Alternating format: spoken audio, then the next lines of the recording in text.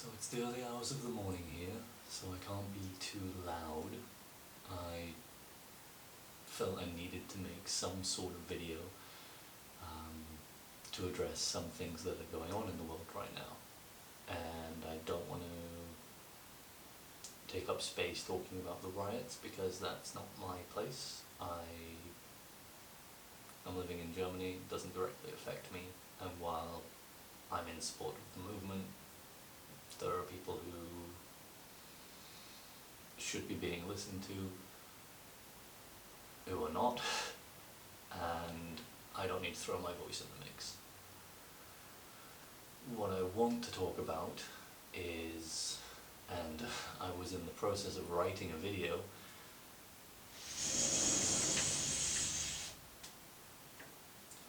which was primarily going to focus on 4chan, the history of 4chan, and essentially what happened with regards to the alt-right radicalization of the site from 2010, 2011 onwards. I know a lot of people have covered it on YouTube, the whole anti-feminism, anti-SJW movement leading through into Gamergate and everything that came after that. But I wanted to focus on 4chan as what it was before all of that happened, and what the community, or how the community was, really. Because if there's one thing that might surprise people who don't know a lot about the history of the site, is that before the 2010s, despite all of the incredibly problematic and edgy humour, 4chan was quite left.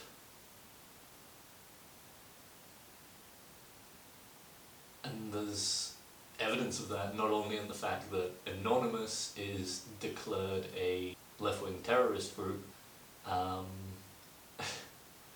Obviously all of the targets of Anonymous, or the 4chan user base, which also is anonymous,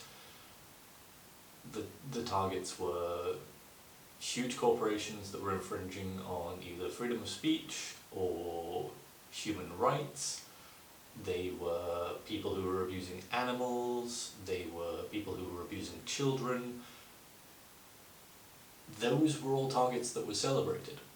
And there was a point where ideologically, maybe not entirely, but in some way, 4chan as a whole supported Anonymous. And right now, in the wake of everything, in the process of writing this video, Anonymous may have resurfaced. And I say may because it's very difficult to say with any certainty who is or what is Anonymous, and I don't want to pretend that I have the authority to make that judgment. But several accounts on Twitter have sprung up sharing support for everything that's happening right now,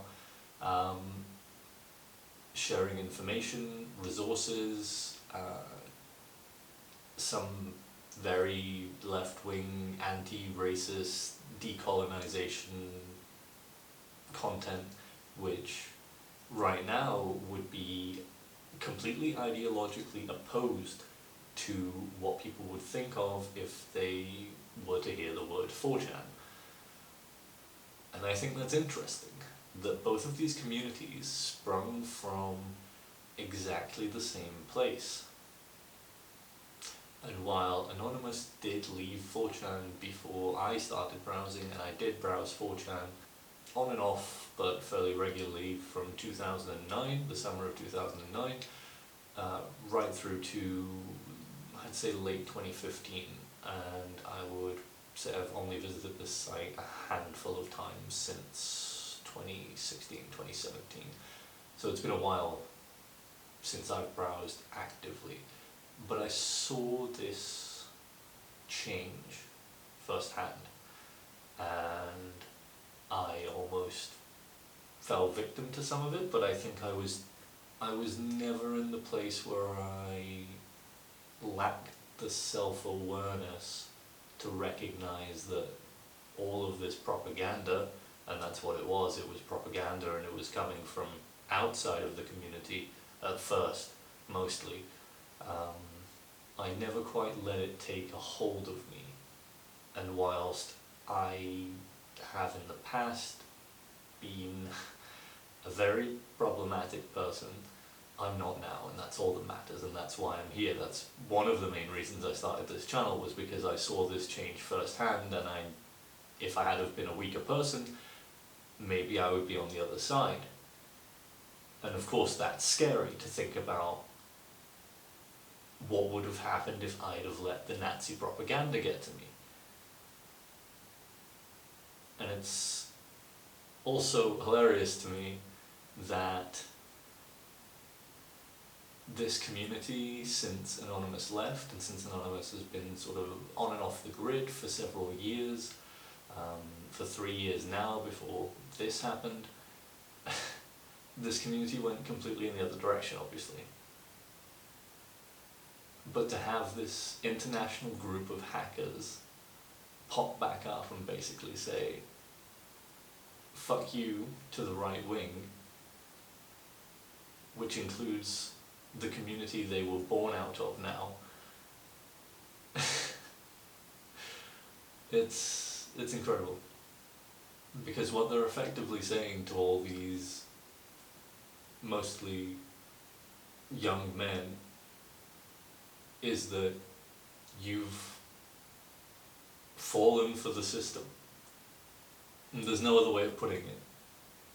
Because there's no way that this extremely effective hacktivist group that's worldwide and anonymous and has huge network, huge power, could exist and be exposing the system and simultaneously believe a lot of what the right wing believes, because it would completely contradict what they're doing to have those beliefs. And I kind of want to say to anyone who is in the center or even on the right who is watching this, and not just me, I mean everything that's going on right now, just think about that. Think about the fact that the people trying to change the world, this international network of extremely intelligent people, are 100% opposed to everything you believe and everything you've been told and everything that 4chan had thrown at it for a decade basically now. And yeah, the community was vulnerable. The community was always vulnerable. But there's a reason for that, and I really wanted to go into that, and I don't think I have the energy to go into that right now, but I just wanted to just wanted to get this quick little shitty thing up while I finish the rest of this video. Maybe they're not back. Maybe it is a fraud. Maybe they're imposters and they just want to fuck things up. But to what end? To what end is anything in this fucking year?